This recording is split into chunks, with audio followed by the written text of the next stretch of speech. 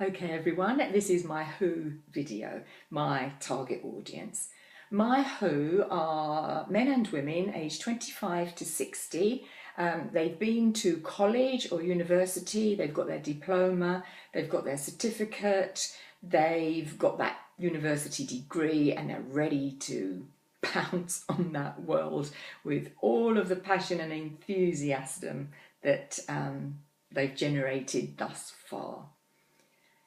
So, fast forward about 5 years into their working life, and they're beginning to think, this is a bit stressful. This isn't how I thought it was going to be. And they're going home and, they're having that extra glass of wine just to relax and try and reduce the stress that's building up in them. And a few weeks later, they're getting restless. And this restlessness is showing itself as road rage, getting irritated, getting annoyed with people on the tube, kind of claustrophobia setting in, and they're just not happy at all with what they hoped for themselves. They're beginning to realise that they're kind of responsible for this, but they can't quite put their finger on exactly what they're responsible for and how it all works. But they have realised that it's stressful.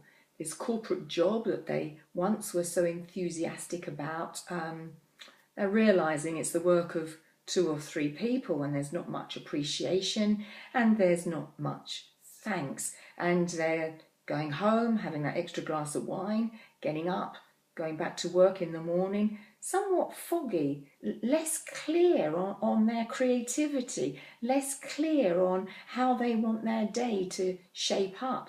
And this is the same for not only those in the corporate world, but for those that went into some kind of service to humanity, like the healers, the Reiki healers, the psychologists, the psychotherapists, the social workers, all of these people who had such passion for helping others are beginning to have this same kind of stress. They're beginning to go home and drink that extra glass of wine.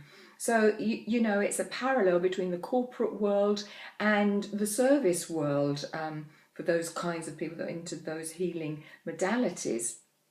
So this goes on and they're beginning to get slightly depressed. They're going home shouting at the kids. They hate themselves for it, and somehow it just pops out of their mouth because that restlessness and that anger that is building up, is leaking out now in ways that they really are beginning to dislike about themselves. They want to stop it, and yet they can't because they're now focusing with their logical mind on trying to find a solution. And they know something's closing down. And they hate also that sometimes they take on that victim role of, why is this happening to me? They go to therapists, they go to the doctor, and, they're not really nourished and they're not really seen for who they really are. And because I can see the energy field of people, I really see them on a spiritual level, mental level, an emotional level, and yes, also at a cellular level, on a physical level, to what this stress and this depression is beginning to do to them. So this is where they're at. Hating the way they're showing up in the world, hating that sometimes they have this victim energy around them. Been to therapists, no real solution, because those very therapists are suffering the same kind of stress, disillusionment and disappointment with what they're trying to create for themselves, or what they have been trying to create for themselves, which is, getting more and more suppressed within them. So they end up going to the doctor, put on antidepressants, all manner of tranquilizers and pills, and yet they know this is not the solution, but they're hoping it's just a short-term thing. Well, this is where I come in.